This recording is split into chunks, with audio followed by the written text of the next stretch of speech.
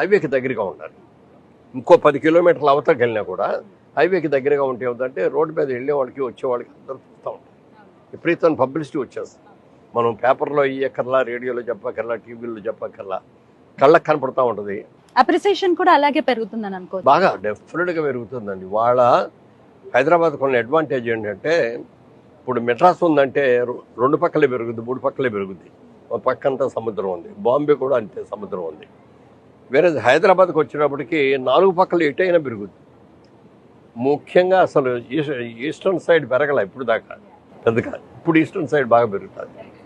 మాకు west side, south side అటు బాగా పెరిగినాయి.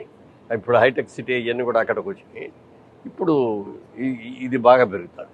ఎందుకంటే నేషనల్ హైవే మీద ఉంది. ఇది కూడా ఇప్పుడు 6 లేన్ రోడ్డు కూడా చేస్తారు. 6 లేన్ రోడ్డు కూడా చేస్తారు. విజయవాడ వరకు కూడా రోడ్డు వస్తుంది. అది ఎన్ని వచ్చినప్పటికి ఇంకా ఆటోమేటిక్గా పెరిగిపోతుంది. ఇప్పుడు కూడా రోడ్స్ బాగా ఉంటాయి.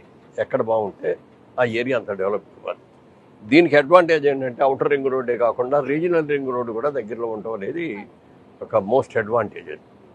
దాని మూలంగా ఏమైందంటే మామూలుగా అవుటర్ రింగ్ రోడ్డు కట్టాకే రియల్ ఎస్టేట్ అనేది స్ప్రెడ్ అయింది దేశం అంతా. 4 పక్కలకి స్ప్రెడ్ అయింది. ఎక్కడ అవుటర్ రింగ్ రోడ్డు ఉందో అవుటర్ రింగ్ రోడ్డు దగ్గర అటు ఇటు ఉన్న పొలాలు అందరూ కొనేసుకున్నారు. ఫ్యూచర్లో బాగా పెరుగుతుందని.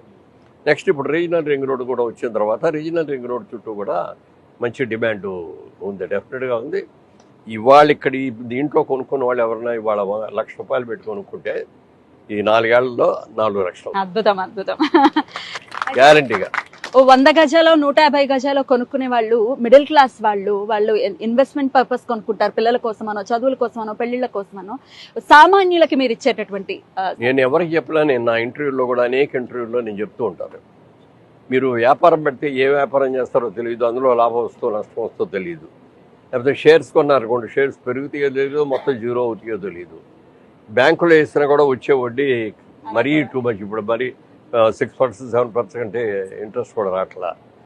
దాన్ని అన్నిటికంటే కూడా భూమిని నమ్ముకున్నారు అనుకోండి, భూమి పెరిగేదే తప్ప తరిగేది కాదు. కానీ ఎక్కడ పెట్టాలో అనేది కన్ఫ్యూజన్ ఉంటుంది. అది దాంట్లో సెలక్షన్ ఇట్లాంటి మంచి నేల.